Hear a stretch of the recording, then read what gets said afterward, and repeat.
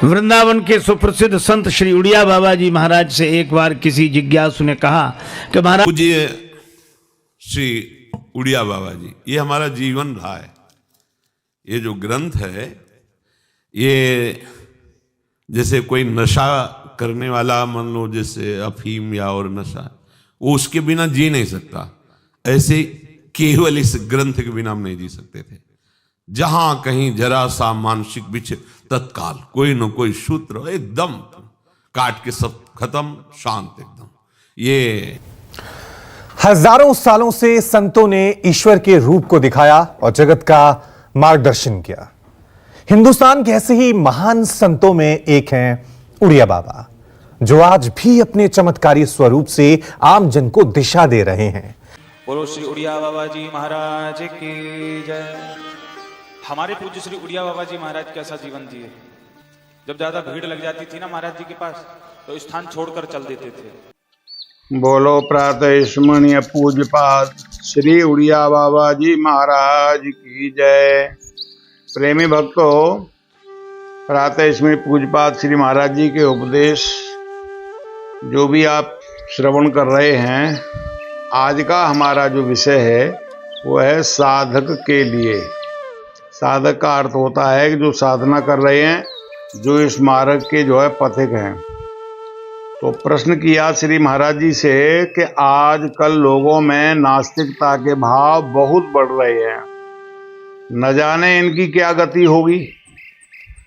श्री महाराज जी कहने लगे, कुछ भी हो इसमें हमें क्या लेना देना है। अरे जिस पुरुष का भजन में प्रेम हो, जो शांति चाहता हो, उसे लौकिक समस्याओं में विशेष दृष्टि नहीं देनी चाहिए। भगवान जिससे जैसा करा रहे हैं वह ठीक ही है। जिनकी स्थूल दृष्टि है, उन्हें श्रद्धालुओं की बातें अविश्वसनीय जान पड़ती हैं, और जो तत्वदर्शियों को स्थूल जगत में आस्था नहीं होती। अतः भजनानंदियों को किसी प्रकार के गुण दोषों का चिंतन न करते हुए अपने काम से काम रखना चाहिए। मुझे तो श्रीमद् भागवत के ये 2 श्लोक बहुत प्रिय हैं। न स्तुवन्ते न विन्देत पूर्वतः साधु साधुवा वदतो गुणदोषाभ्याम वर्जितः समुद्रं मुनि न कुर्यान्न वदेत तत्किंचन ध्यायेत् साध्व साधुवा आत्मा रामो नया वृत्त्या विजरेंजड मुनि। गुण दोषों से रहित समदर्शी मुनि को उचित है कि किसी के भले या बुरे कर्म करने पर अथवा वाणी से भला या बुरा बोलने पर न तो स्तुति करे न निंदा ही। मुनि को चाहिए कि किसी प्रकार का भला या बुरा कर्म न करे, न भला या बुरा कहे, और न चित्त में ही विचारे। आत्मा में रमण करता हुआ उदासीन वृत्ति से विचारे। वास्तव में श्रीमद् भागवत और रामायण दोनों ही बड़े अमूल्य ग्रंथ हैं। इनका प्रत्येक शब्द मननीय है। हमारे महर्षियों ने जितने ग्रंथ रचे हैं, उनमें से किसी एक में भी श्रद्धा हो जाने से जीव का अवश्य कल्याण हो जाएगा। मेरे विचार से तो बाइबल और कुरान भी जीव का कल्याण करने में समर्थ है।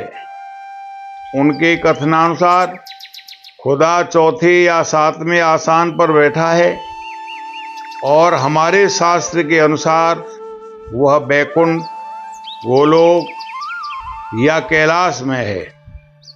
तो इसमें तत्वतः कोई भेद नहीं है, क्योंकि वे भी तो सच्चिदानंद घन तो मानते ही हैं। उस सच्चिदानंद घन का चिंतन हम विष्णु या शिव के रूप में करते हैं, इसीलिए हमें उन्हीं रूपों में दिखाई देता है।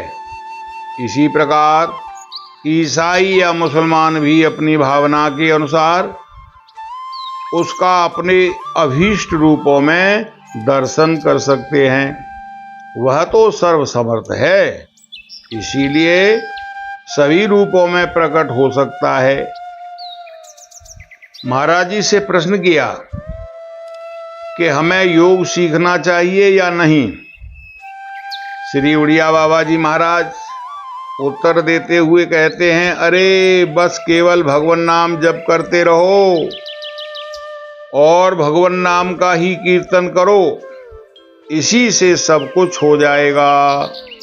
नहीं कले कर्म न भक्ति विवेको, राम नाम अवलंबन एको।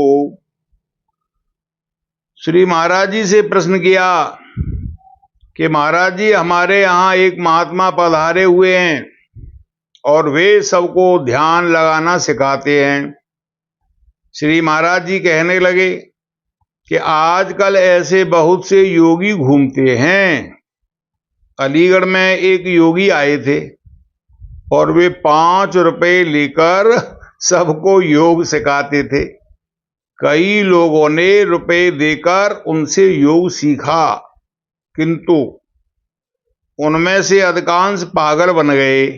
भैया, योग और भोग सीखने की चीज नहीं है, वे समय आने पर स्वतः प्राप्त होते हैं।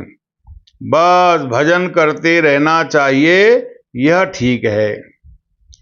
श्री महाराज जी से प्रश्न किया कि मनुष्य का स्वतंत्र रहना अच्छा है या परतंत्र। श्री महाराज जी कहने लगे, परतंत्र स्वतंत्रता का अर्थ है कि अपने भीतर जैसा स्फुरण हो उसी के अनुसार कार्य करना। ऐसा तो सिद्ध पुरुष ही कर सकते हैं। सामान्य मनुष्यों को तो ईश्वर, शास्त्र और गुरुदेव के अधीन ही रहना चाहिए। संसार में रहते हुए इस प्रकार की परतंत्रता तो सिद्धों में भी रहती है। यहां तक कि अवतार लेने पर ईश्वर को भी परतंत्र रहना पड़ता है। देखो, स्वयं भगवान राम भी प्रातःकाल होते ही गुरुदेव से पहले उठकर उनके पास जाते और उन्हें प्रणाम आदि करते थे। व्यावहारिक स्वतंत्रता तो ईश्वर, पशु या गंगा तीर पर विचरने वाले सिद्धों में ही रह सकती है। यदि जीव स्वतंत्र होकर आचरण करेगा तो वो अपने धर्म से भ्रष्ट हो जाएगा। नंबर 1, जिसका मन एकाग्र हो, विषय में आसक्ति न हो तथा जिसे किसी नवीन विषय की इच्छा न हो, वह भगवान को प्राप्त कर सकता है। नंबर 2, विषय की महान शक्ति ही ज्ञानी, भक्त और विद्वान को क्षोभ करा देती है। अतः विषय चिंतन नहीं करना चाहिए। इंद्रियों में विचरने वाले पुरुष का मन विषय में आसक्त हो जाता है।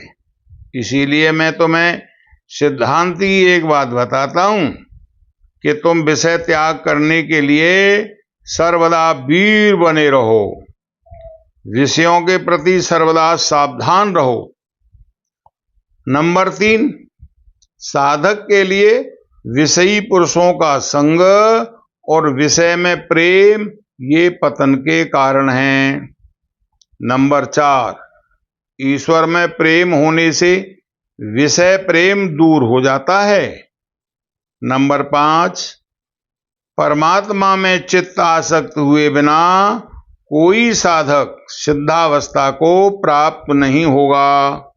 नंबर 6, साधक को शरीर स्वस्थ और खान पान का संयम रखना चाहिए। नंबर 7, भजन गुप्त रूप से करना चाहिए। अपने को भजनानंदी प्रकट नहीं करना चाहिए। नंबर 8, भजन से कभी तृप्त नहीं होना चाहिए। नंबर 9, भगवान से किसी सांसारिक वस्तु की याचना नहीं करनी चाहिए। नंबर 10, साधक को सांसारिक बातें अच्छी नहीं लगनी चाहिए, परंतु साथ ही यह भी प्रकट नहीं होने देना चाहिए कि उसे सांसारिक बातें अच्छी नहीं लगती। दिखावटी तो कुछ भी नहीं होना चाहिए। नंबर 11, पाप कर्म, छल कपट, मान, धन और स्त्री की आसक्ति पर निंदा